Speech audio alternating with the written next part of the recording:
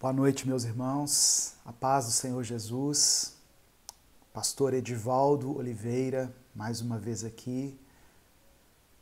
E eu quero convidar você para cultuar ao Senhor junto comigo.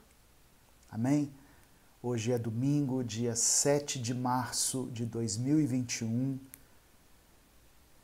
E é uma alegria muito grande poder ter essa oportunidade de nos reunirmos de forma online, em função da pandemia, mas mesmo assim apresentando um culto a Deus.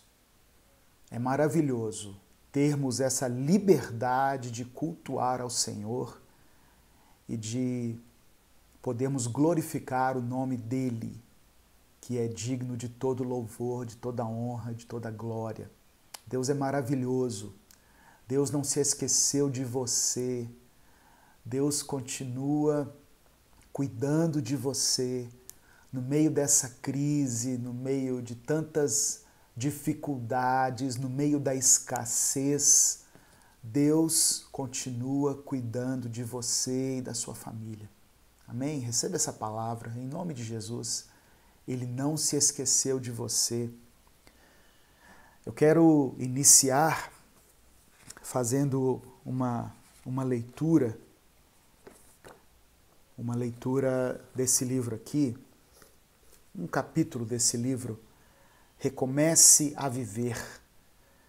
É um livro que contém 365 mensagens. Uma para cada dia do ano, uma mensagem de fé, de esperança, de exortação, de edificação, para cada dia do ano. Eu recomendo esse livro para você que não tem o hábito de fazer um devocional, que tem uma certa dificuldade em interpretar a Bíblia. Nesse livro aqui eu compilei as mensagens Minuto com Deus, que eu faço junto com o meu filho, Gabriel Oliveira. Coloquei todas elas aqui. Então, as mensagens que você recebe aí diariamente estão aqui nesse livro. E você pode adquirir pelo site da editora UpBooks, que está na descrição deste vídeo. Tá bom?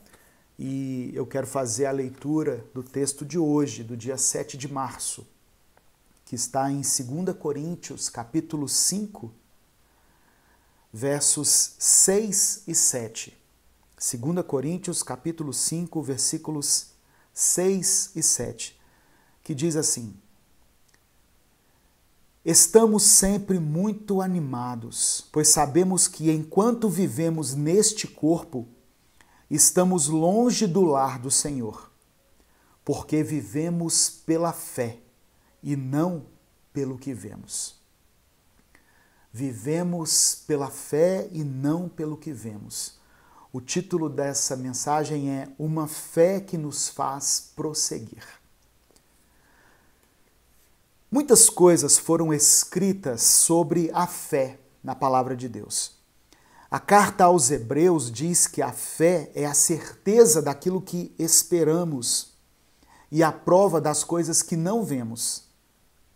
É importante termos fé, porque todos os dias somos desafiados em alguma área da nossa vida. As pessoas costumam falar e se apropriar da fé somente quando estão diante de grandes problemas, de crises que não acabam, de enfermidades ou de tempestades que nos atingem de forma repentina. Tudo isso requer que tenhamos fé, é verdade. Paulo escreveu aos Coríntios que havia neles uma motivação constante, mesmo que estivessem longe do lar celestial, pois a fé que eles tinham fazia com que tirassem os olhos das circunstâncias e continuassem acreditando em dias melhores. Muitas vezes a fé que você tem, muitas vezes a nossa fé, a fé que Deus nos deu, será o único combustível que nos fará prosseguir. Amém? É importante termos fé para alcançarmos grandes conquistas, Mas a fé também está relacionada às pequenas coisas, às coisas cotidianas, às coisas do nosso dia a dia. Ela pode simplesmente nos dar força para levantarmos da cama, para começar um novo dia. Ela pode ser a motivação que nos impulsiona a irmos para o culto quando a gente não tem vontade, a continuar com a árdua tarefa de prosseguir com o nosso casamento. A fé pode nos ajudar a perseverar na faculdade, quando nós queremos trancar o nosso curso, quando nós queremos desistir do nosso curso. A fé que nós temos em Jesus, ela não somente nos remete à salvação e à vida eterna, mas por causa dessa certeza de que nós um dia iremos morar no céu, ela nos dá força para continuarmos prosseguindo na nossa caminhada. Aleluia! É só a gente imaginar Israel durante 40 anos no deserto. Não era fácil acordar todos os dias e retomar a jornada, mas havia uma promessa. Canaã esperava por eles. Da mesma maneira, nós também somos movidos por uma promessa. E o apóstolo Paulo diz que nós não pertencemos a este mundo. Por isso, pela fé, nós podemos vencer as tribulações que se colocam diante de nós, sejam elas grandes tribulações ou pequenas tribulações, porque nós vivemos pela fé e não por aquilo que vemos. Amém? Mensagem extraída do livro Recomece a Viver. Se você ainda não adquiriu o seu, você pode adquirir, você pode presentear alguém que você queira discipular, ou você mesmo, né, para ter o seu momento aí com Deus. Vamos orar diante dessa palavra, porque vivemos pela fé e não por aquilo que vemos. Talvez o que você tem visto nesses últimos dias são coisas terríveis, são notícias, são catástrofes, são notícias de morte, de enfermidades, de fechamento do comércio, de desemprego. E se nós fôssemos parar para percebermos no nosso coração, para sentirmos no nosso espírito tudo aquilo que estamos vendo, nós ficaríamos muito abatidos. Mas nós não podemos nos ater às circunstâncias, aquilo que nos cerca, aquilo que está diante dos nossos olhos. Nós temos que viver pela fé. Existe uma promessa para nós. E eu te convido a entregar a sua vida a Jesus e se firmar nessa promessa que Ele tem para você. A palavra do Senhor diz que os planos que Ele tem para nós são planos de paz, de um futuro abençoado. E você pode tomar posse dessa promessa hoje, junto comigo. Eu quero convidar você, nesse momento inicial aqui do nosso culto, a orar, para que o Senhor continue cuidando da nossa vida, como eu falei. Ele tem cuidado de nós.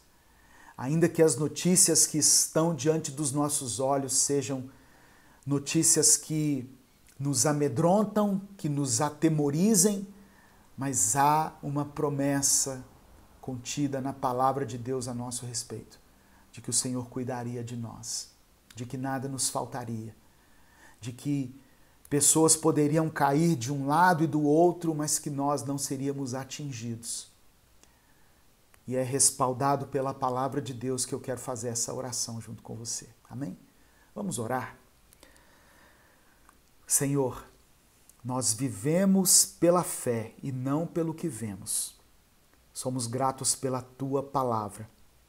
Que essa palavra fortaleça esse irmão e essa irmã que tem vivido dias difíceis, que tem passado por um tempo de tribulação, um tempo de deserto, um tempo de adversidade. Mas que o Senhor possa ministrar nesse momento ao coração dele, ao coração dela, para que eles recebam uma fé que os torne inabaláveis, que sejam fortalecidos nesse momento no seu espírito e que eles recebam força para continuar prosseguindo nessa jornada. Em nome de Jesus, abençoe a vida deles, abençoe a vida dessa família. Que cada um que está assistindo essa mensagem possa ter a sua fé revigorada, baseado nas tuas promessas, Pai. Porque nós cremos que a palavra do Senhor é verdadeira. Ela não é um livro de conto de fadas. Nós cremos que a Bíblia é a tua palavra revelada ao homem e nós cremos nas promessas que estão contidas nela. Por isso nós oramos e te agradecemos em nome de Jesus. Amém e amém. Eu gostaria de, antes de ministrar a palavra, orar junto com você, mas durante esse momento de louvor que haverá agora no nosso culto. Nós, desde a semana passada, tivemos o privilégio, a honra de receber aqui o grupo Tricis. É um grupo formado por 3 irmãs que são tremendamente usadas por Deus no louvor, quando elas ministram louvor. E eu gostaria de compartilhar com você essa canção, né, que elas vão ministrar agora, para que logo em seguida a gente volte com a palavra de Deus. Hoje também é um culto de ceia.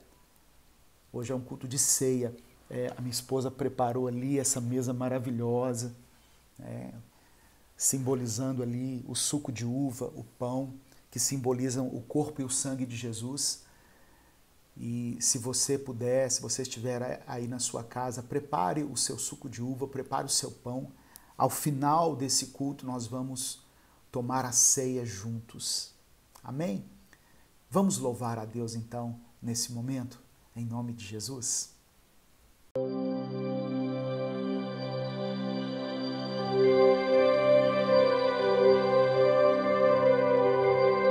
Nada vai me separar do teu amor, Jesus. Nada vai me separar do teu amor, Jesus.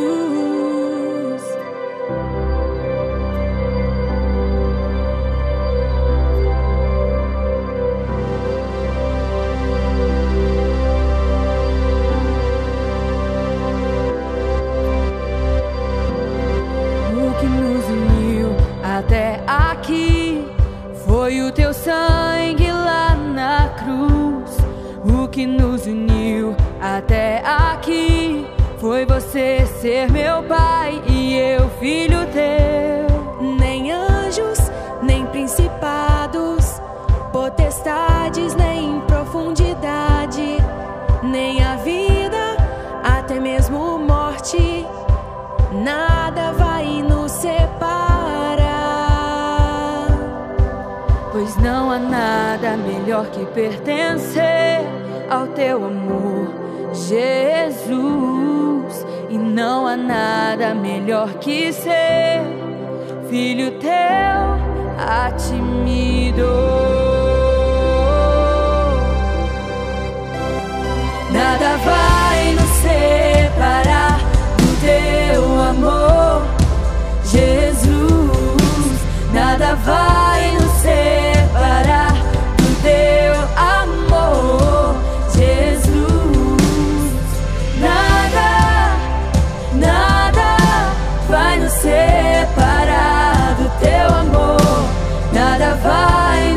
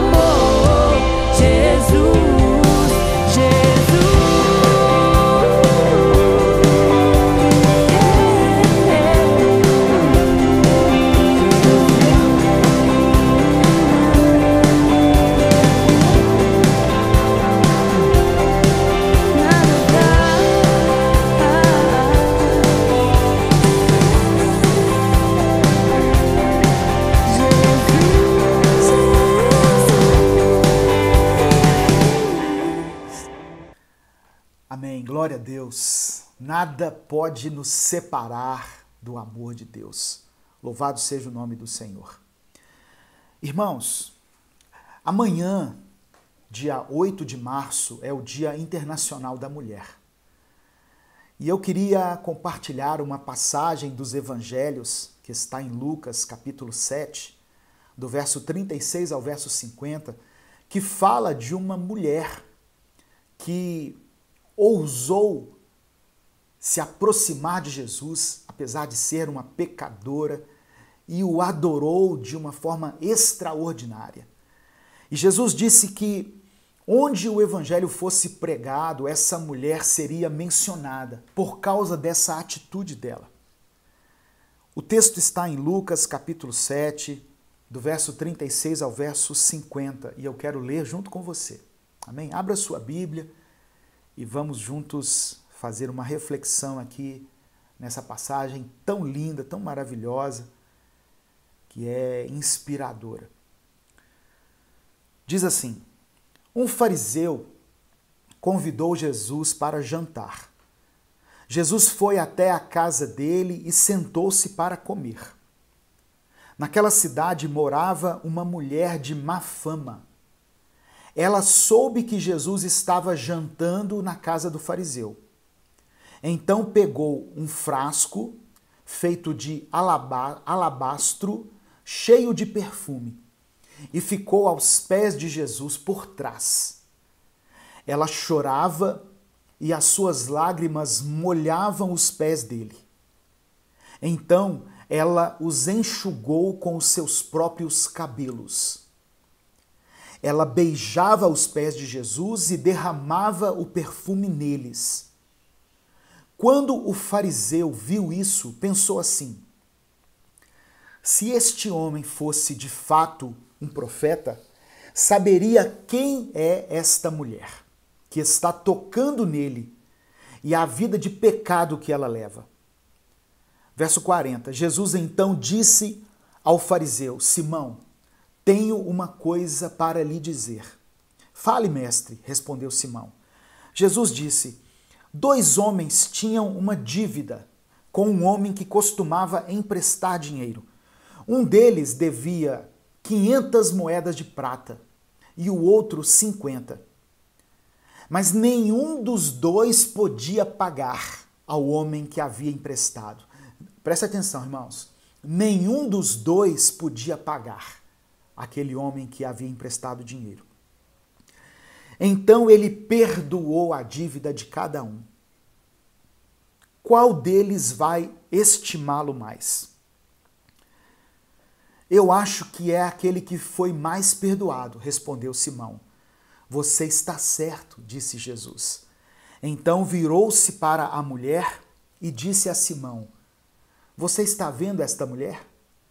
Quando entrei, você não me ofereceu água para lavar os pés, porém ela os lavou com as suas lágrimas e os enxugou com os seus cabelos.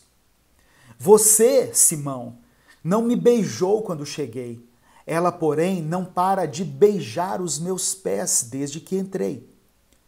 Você não pôs azeite perfumado na minha cabeça, porém ela derramou perfume nos meus pés.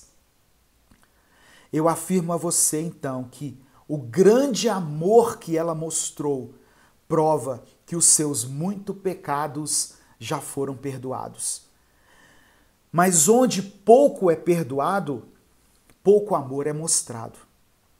Então Jesus disse à mulher: os seus pecados estão perdoados. Os que estavam sentados à mesa começaram a perguntar: que homem é esse que até perdoa pecados? Mas Jesus disse à mulher: a sua fé salvou você. Vá em paz. Irmãos, eu amo as passagens dos evangelhos nas quais o próprio Jesus dá a explicação, porque elas dispensam comentários e elas já nos levam a interpretações, ao invés da gente ficar divagando, pensando, tentando entender o que aquilo quis dizer.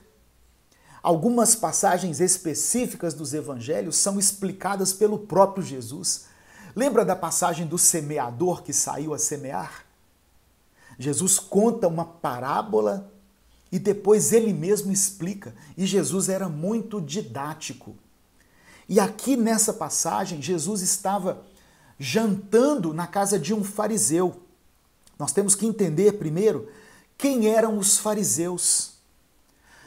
Os fariseus eram uma seita que havia em Israel, que era composta por pessoas que tinham uma fama de moralidade extrema. Os fariseus eram pessoas que guardavam a lei, que observavam a lei. Eles eram rigorosos cumpridores da lei. Eles davam os dízimos de forma assim muito correta. Eles iam no templo todos os dias.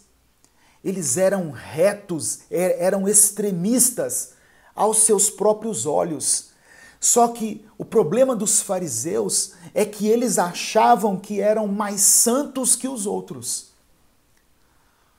Parece muito com a igreja que nós conhecemos hoje, a igreja evangélica cristã que nós conhecemos hoje, que desconsidera as pessoas e se acha mais santa do que os outros. Então, Jesus estava na casa de um homem que fazia parte dessa seita, chamada os fariseus. A cultura judaica, naquela época, tinha por costume saudar todo convidado com uma bacia de água e um pano. As pessoas que chegavam na casa de alguém eram saudadas, eram recebidas com uma bacia de água e um pano, para lavar o pó dos pés das pessoas, porque não tinha estradas pavimentadas naquela época. Então, quando você andava por Jerusalém ou pelas cidades, né, aqui os estudiosos acreditam que Jesus estava na cidade de Naim, aquela cidade onde ele fez um milagre, né, da ressurreição. Lembra da viúva de Naim? Pois é, ele estava aqui nessa cidade. Então, era comum receber os visitantes com uma bacia de água e um pano.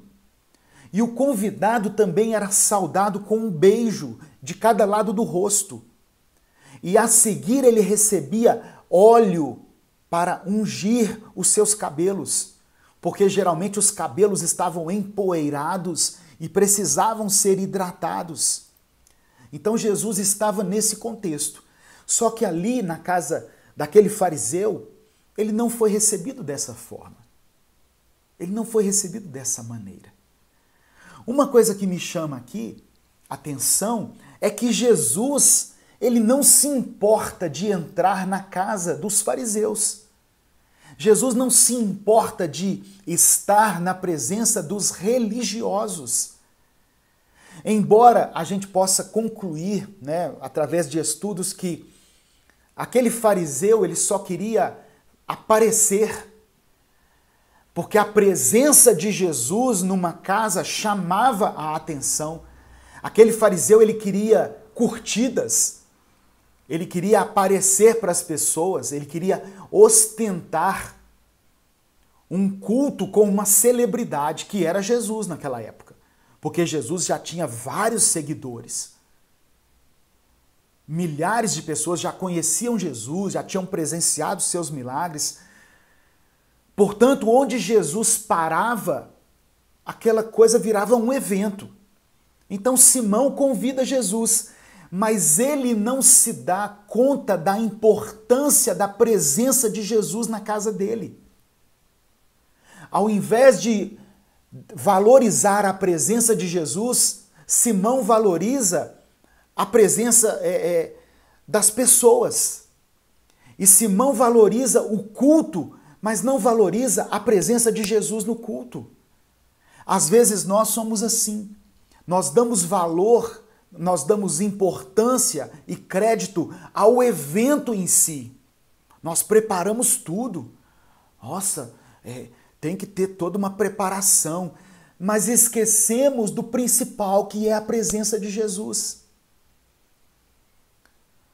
Nós vamos nas reuniões, nós nos preparamos, vestimos a melhor roupa, pegamos a nossa melhor Bíblia, né, e de preferência uma Bíblia grande, para mostrar às pessoas o quanto nós somos espirituais. Nós nos preparamos fisicamente, mas não preparamos o nosso espírito. Essa era a realidade daquele religioso, que era um exímio cumpridor da lei, mas que ao invés de reparar e de valorizar a presença de Jesus, ele passou a observar a atitude das pessoas que estavam ali naquele culto. E principalmente a atitude de uma certa mulher. Então aqui nós temos 3 pessoas nesse culto que nos chamam a atenção. Primeiro, a pessoa de Jesus, que era o Messias, que era o Filho de Deus, que era o próprio Deus. Imagina você receber Jesus na sua casa. Nós temos a presença de Jesus, nós temos a presença de um religioso, um seguidor da lei, alguém que se achava melhor e maior do que as outras pessoas. Mas aí entra em cena uma terceira pessoa, uma mulher. A Bíblia fala uma certa mulher, pecadora. E quando a Bíblia fala pecadora, dá a entender que era uma mulher adúltera. Dá a entender. O texto não fala especificamente assim, mas dá a entender que era uma mulher que vivia em adultério. Então essa mulher entra em cena, ou melhor, ela rouba a cena. De algum jeito ela já era conhecida ali no meio das pessoas, mas ela passou entre os empregados da casa, ela foi até a mesa onde estavam os religiosos, onde eles estavam jantando, e ela chega por trás. É algo que me chama a atenção também. Ela chega por trás. Se você olhar uma outra passagem aí de Lucas 7, você vai ver a figura de Jairo, que era um comandante do exército, que se aproxima de Jesus. Que é outra passagem tremenda, onde Jairo diz aquela frase, ele diz assim: Senhor, eu não sou digno que o Senhor entre em minha morada. Mas se o Senhor disser uma só palavra, haverá cura lá na minha casa. Lembra? É muito inspiradora essa aproximação de Jairo para Jesus, e louvado seja Deus por isso. Só que uma coisa que diferencia aqui é que Jairo se aproximou pela frente. Ele se dirigiu diretamente a Jesus. Essa mulher, ela chega por trás. Talvez porque ela não se achasse digna. As pessoas sabiam que ela era pecadora e ela também sabia que era pecadora. Diferente do religioso, que se achava bom demais. Para ele, Jesus era um mestre. Para aquela mulher, Jesus era o Senhor, o Filho do Deus vivo, o Cristo, aquele que poderia redimi-la dos seus pecados. É diferente, sabe, irmãos? Para Simão, aquele era um culto formal. Aquele era mais uma reunião formal na sua casa, onde ele receberia os religiosos e receberia um homem que se dizia ser o Filho de Deus. Para ele era um culto formal, mas para aquela mulher, aquele era um culto de adoração. Talvez nós entramos assim nos nossos cultos, nós temos entrado assim nos nossos cultos, até mesmo nos cultos online. É mais um culto formal, é mais um momento em que eu vou ouvir a palavra de Deus e eu vou aprender um pouquinho. Mas nós precisamos transformar o nosso culto em um momento de adoração. Aquela mulher chega por trás de Jesus, ela chegou aos pés de Jesus e ela pegou um vaso de alabastro com perfume e, chorando, derramou aquele perfume nos pés de Jesus. Ela ungiu Jesus com aquele perfume e enxugou os pés de Jesus com os seus próprios cabelos. A Bíblia fala que o cabelo da mulher é para a honra do marido. Aquela mulher talvez não tivesse uma toalha nas suas mãos, mas aquilo que era mais precioso para ela, ela derramou aos pés de Jesus. Primeiro, o vidro de perfume, que era algo de grande valor, que representava grande valor. E a segunda coisa, ela enxuga os pés de Jesus com os seus próprios cabelos. Eu imagino que o religioso, Simão, e aquelas pessoas religiosas que estavam ali, ficaram perplexas quando viram aquela cena. Ficaram ali paralisados com aquilo. Porque eles reconheceram aquela mulher. E um deve ter cutucado o outro dizendo, peraí, essa aí não é aquela pecadora? Não é aquela adúltera? Porque dá a entender que ela pode ter sido uma prostituta. E talvez eles possam ter começado a pensar, gente, que situação embaraçosa. O que nós vamos fazer?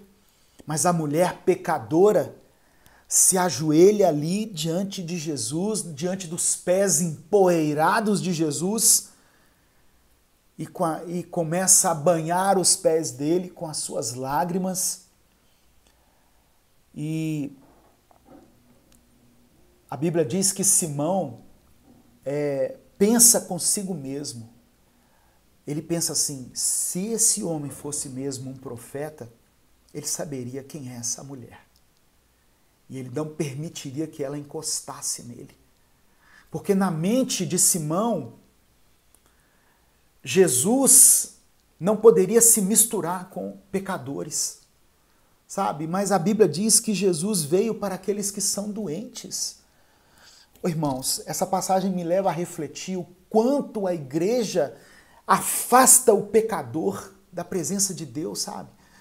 Nós deixamos de abrir as portas para aqueles que estão levando uma vida de pecado, mas que querem se encontrar com Deus, porque nós nos consideramos um povo separado. Nós somos sim um povo separado, mas temos que nos lembrar de onde o Senhor nos resgatou. O problema é que o pecado daquela mulher incomodava aquela sociedade, mais do que os pecados dos religiosos. Ah, pastor, mas eles não eram religiosos, cumpridores da lei? Sim, mas aos olhos de Deus, todos nós somos pecadores. O apóstolo Paulo escreveu em Romanos capítulo 3, verso 23, que todos pecaram e destituídos estão da glória de Deus. Aos olhos do Senhor, todos nós somos pecadores. Então aqui nós vemos dois tipos de atitudes. Uma atitude farisaica, de julgamento, de condenação, de preconceito, de olhar para si mesmo e pensar assim, eu sou mais santo do que ela. Eu tenho condições de me aproximar de Jesus, ela não. Sendo que tanto um quanto o outro precisavam da maravilhosa graça de Deus. Eu e você, irmãos, não somos melhores porque aceitamos a Jesus, porque estamos na presença de Deus, porque estamos aqui cultuando a Deus. Não, eu e você não somos melhores do que ninguém. Pelo contrário, nós precisamos olhar para dentro de nós e reconhecermos a nossa mediocridade, reconhecermos o quanto nós nos afastamos de Deus e que só estamos agora aqui pela misericórdia dele, por causa do sangue derramado de Jesus, por causa do sacrifício de Jesus, que nós vamos relembrar daqui a pouco, nessa ceia que vamos fazer hoje. Duas atitudes. Uma atitude farisaica, de julgamento, de condenação, de preconceito, e outra atitude de perdão, de restauração e de aceitação. Simão, o fariseu, olhava para aquela mulher com olhos de condenação. Jesus olhava para aquela mulher com olhos de perdão. Ele não apontava dedos para ela, ele estendia as mãos para ela. E essa tem que ser a nossa atitude. Mas nós temos sido fariseus, nos achamos melhores do que os outros. Nós pensamos assim, não, eu não sou igual a esse tipo de pessoa.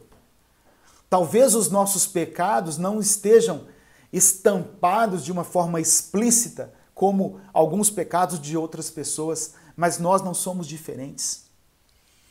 O apóstolo Tiago, no capítulo 2, versículo 10, diz que se nós transgredirmos apenas um mandamento da lei, é como se tivéssemos transgredido toda a lei. Talvez o seu pecado não seja um pecado ligado à área sexual, ao adultério, à prostituição, à fornicação, à impureza sexual, mas talvez o seu pecado seja o pecado da mentira, da fofoca, do julgamento, e é aquilo que te condena também aos olhos do Senhor. Não se ache melhor do que ninguém, porque somos pecadores. Amém? Essa mensagem é para mim e para você, porque nós passamos a nos considerar como algo assim,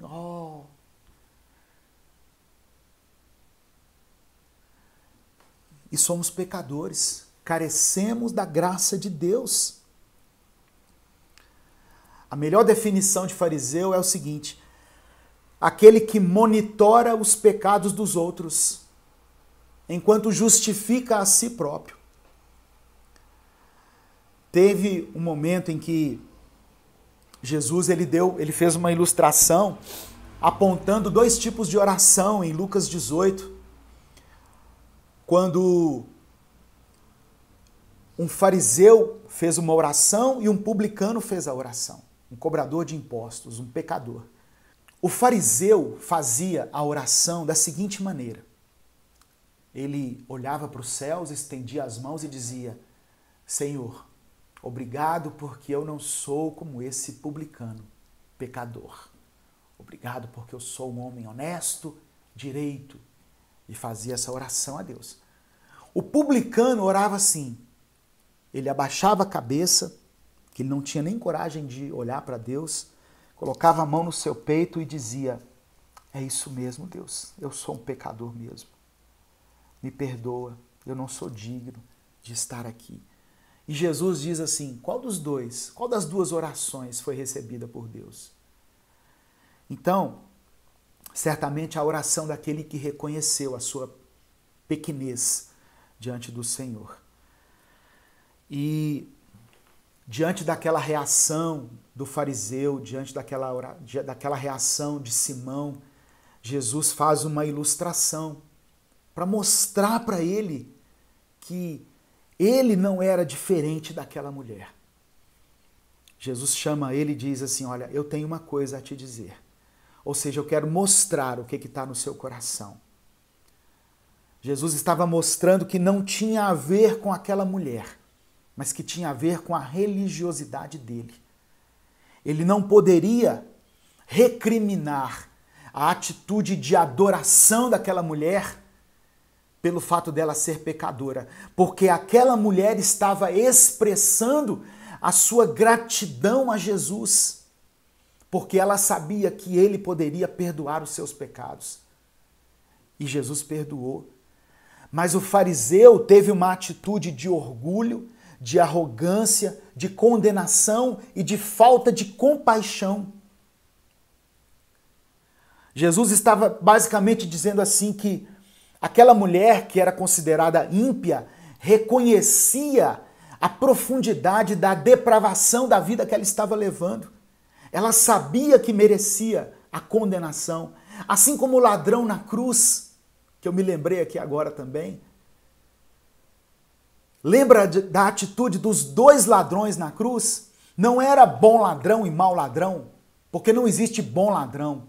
Eram dois ladrões pecadores, só que um zombava de Jesus, escarnecia de Jesus, o outro reconhecia que era pecador e falou para Jesus: quando o Senhor estiver no seu reino, lembra de mim. E Jesus diz para ele, olha, eu te digo que ainda hoje você estará comigo no paraíso. Aquele homem foi pecador, foi um ladrão, mas por causa dessa atitude de humildade diante de Jesus, de reconhecer que ele era o Messias, que ele tinha um reino, que ele era o Filho de Deus, ele recebeu o perdão e a salvação. Amém, meu irmão? Então, existem duas atitudes diante de Jesus que eu quero explanar aqui, para que nós possamos encerrar esse momento aqui de palavra e passar para o momento de ceia. De um lado, uma mulher pecadora, uma prostituta, uma adúltera, mas arrependida, constrangida pela presença de Jesus, que se lança aos pés dele, que o adora, dando a ele o que ela tinha de melhor, que era um perfume, ungindo os seus pés e usando aquilo que era talvez o único vestígio de honra que ela ainda possuía na sua vida, que é enxugar os pés de Jesus com os seus cabelos.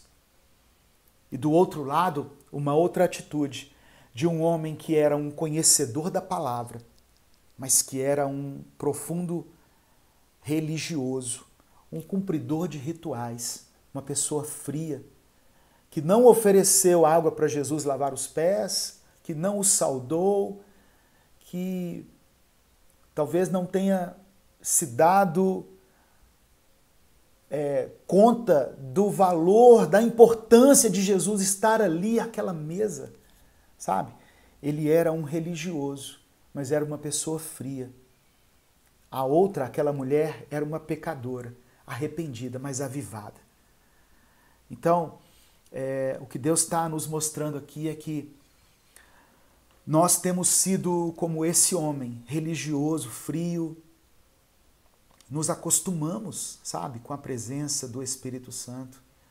Nós não nos damos conta do que é um culto mais a Deus, do que é a presença de Jesus na nossa vida, dentro do nosso coração. Nós não nos damos conta disso. Nós passamos a conceber isso como algo corriqueiro. E aí nós temos uma atitude de julgar as pessoas. Mas não é isso que Deus quer. Aquela mulher foi reconhecida por Jesus como uma adoradora. A atitude dela agradou a Jesus. Pelo que Jesus disse a ela, a tua fé te salvou. Os seus pecados estão perdoados. Aquele que se arrepende e abandona o pecado alcança a misericórdia de Deus, a graça de Deus. Não aquele que se considera maior ou melhor do que os outros. Então essa é a parábola a passagem que eu queria deixar para você e que termina com uma parábola onde duas pessoas deviam a um senhor. Um devia 500, o outro devia 50, mas nenhum dos dois tinha condições de pagar.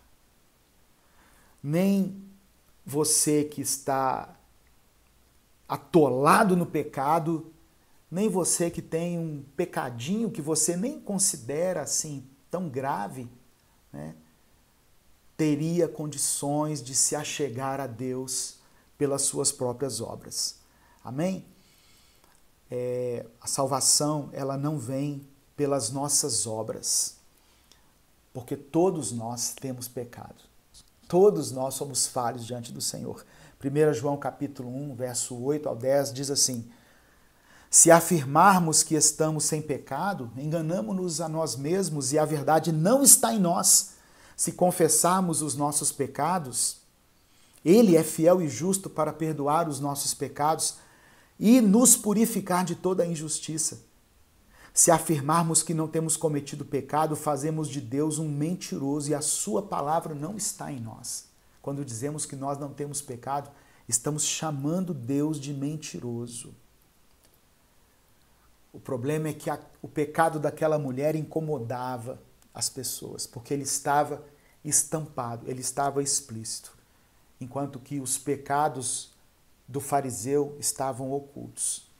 Mas ambos eram pecadores. Eu quero convidar você hoje a se humilhar na presença de Jesus, tirar de você essa capa de religiosidade. Não se ache melhor do que os outros. Lembre de onde Deus tirou você. Todos nós temos uma história, temos um passado. E mesmo que as pessoas não conheçam o nosso passado, Deus conhece. Deus conhece os nossos pensamentos, o nosso coração. Então, pare de olhar para as pessoas com esse desprezo farisaico. Ninguém vai entrar na presença de Deus a não ser pela graça redentora, expressa na cruz do Calvário, pelo sacrifício de Jesus. Efésios capítulo 2, verso 8 e 9 diz assim: pela graça somos salvos, e isso não vem de nós. Não tem a ver com nenhum mérito nosso. É dom de Deus, não pelas nossas obras. Ninguém vai se gloriar por causa disso. Nós somos salvos pela graça, pelo sacrifício de Jesus. Só nos tornamos filhos de Deus se for através de Cristo.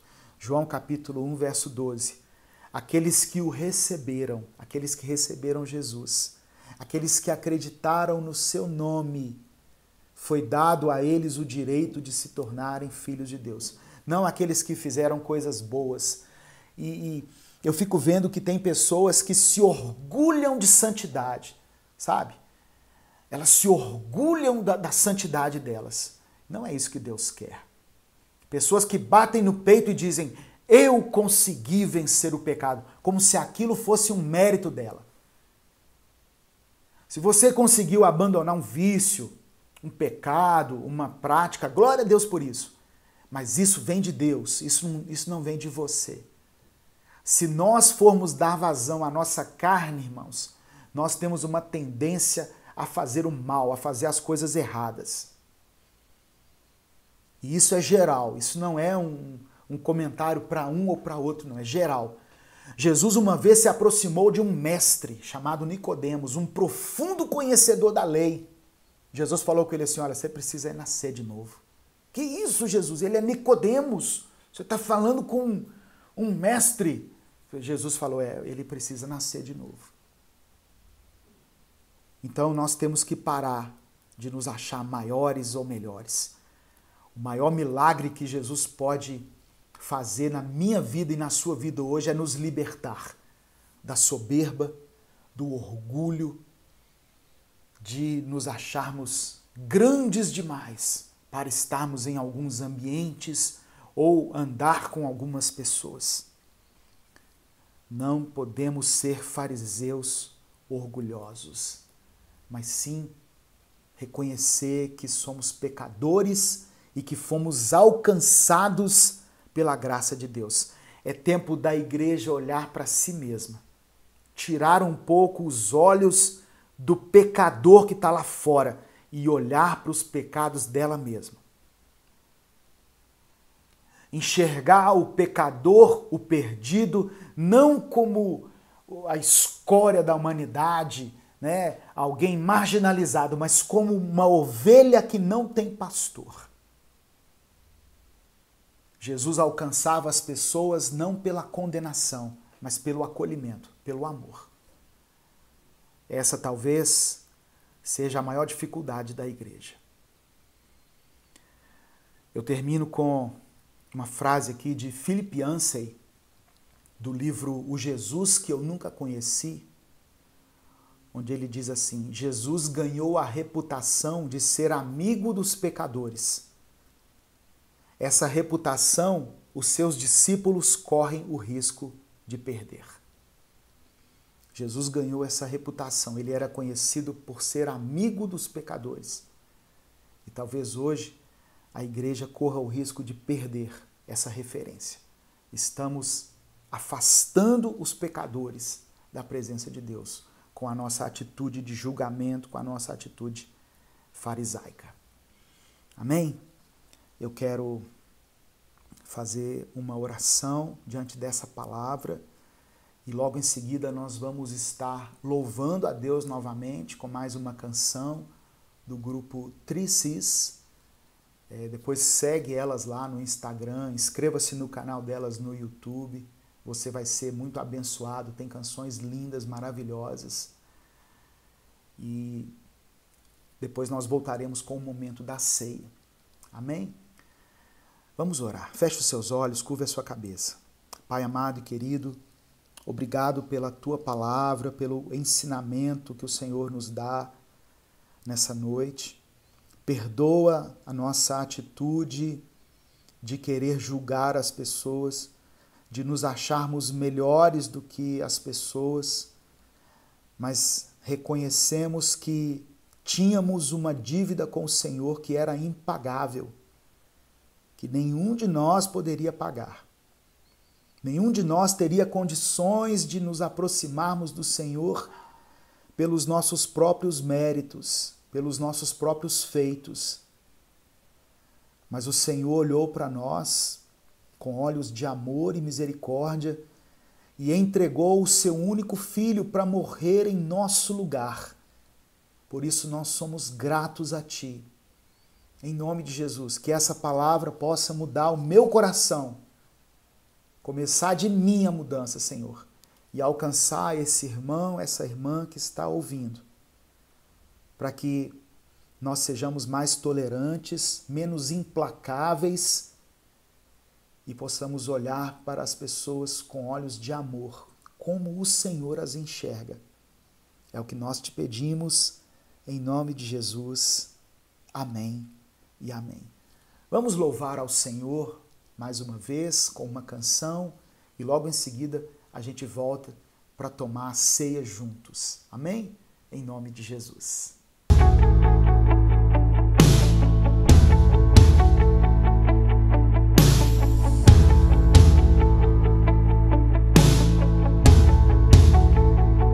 Dá-me, ó Deus, um coração puro e santo. Dá-me, ó Deus, um coração segundo o teu coração. Não quero ser mais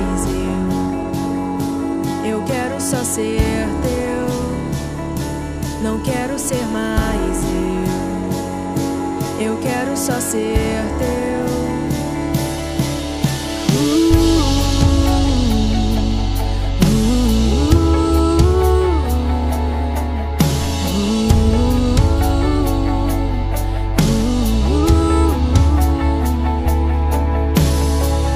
Dá-me, ó Deus, a tua vontade acima do meu querer.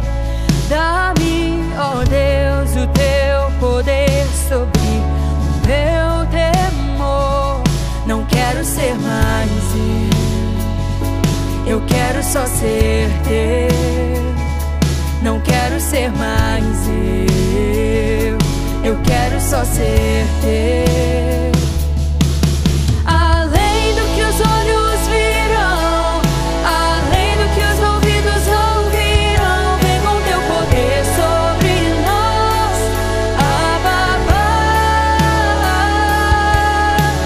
Reina aqui pra sempre, faça morada em meu coração e não nos abandone jamais.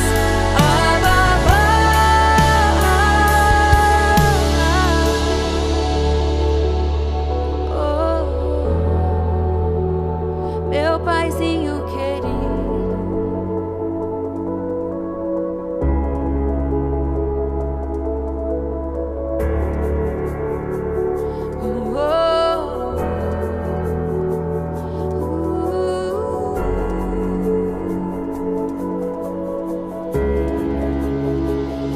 Não quero ser mais eu quero só ser teu. Não quero ser mais eu quero só ser teu. Não quero ser mais não, não, não. Eu quero só ser teu. Não quero ser mais eu quero só ser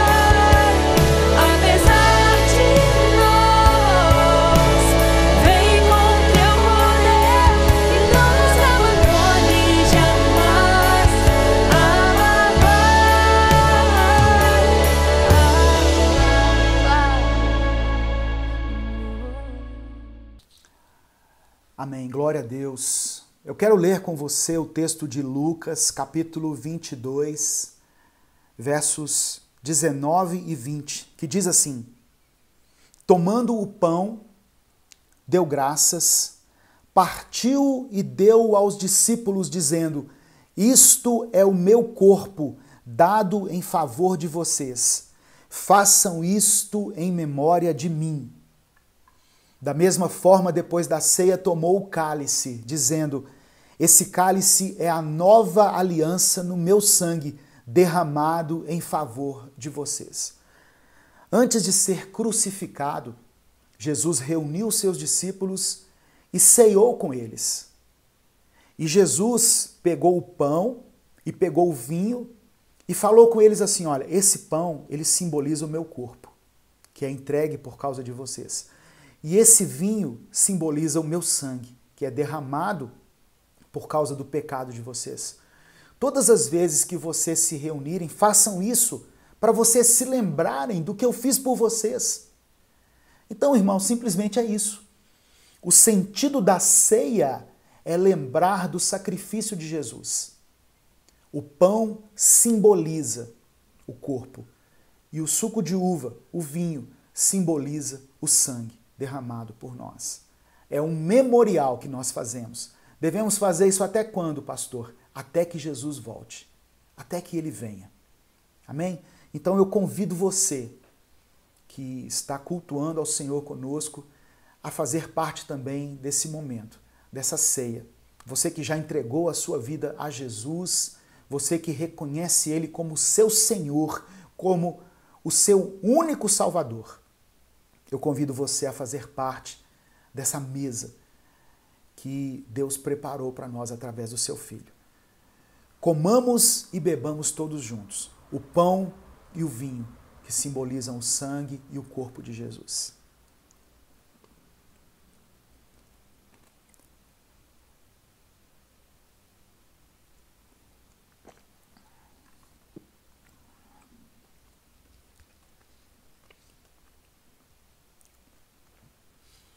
Obrigado, Senhor, pelo teu sacrifício.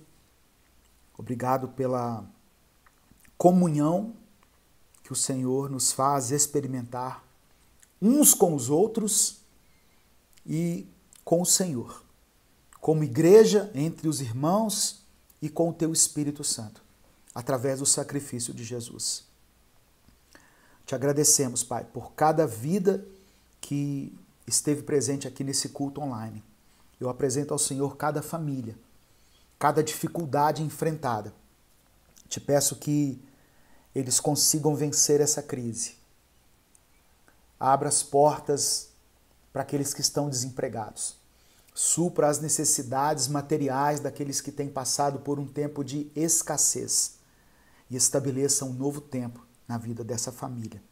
Nós oramos e te agradecemos em nome de Jesus. Amém. Obrigado a você que esteve aqui. Não se esqueça de se inscrever no nosso canal, isso ajuda a tornar relevante o nosso projeto evangelístico. Não deixe de compartilhar essa mensagem. Obrigado a todos que se tornaram membros do canal, que apoiam também esse projeto, aqueles que contribuíram com o superchat, com ofertas espontâneas. Que Deus multiplique poderosamente na sua vida, em nome de Jesus. O Senhor te abençoe e te guarde. O Senhor faça resplandecer o seu rosto sobre ti e tenha misericórdia de ti. O Senhor sobre ti estenda a sua face e te dê a paz. Uma semana de vitória para você e para sua família. Essa é a minha oração, em nome de Jesus. Que Deus te abençoe.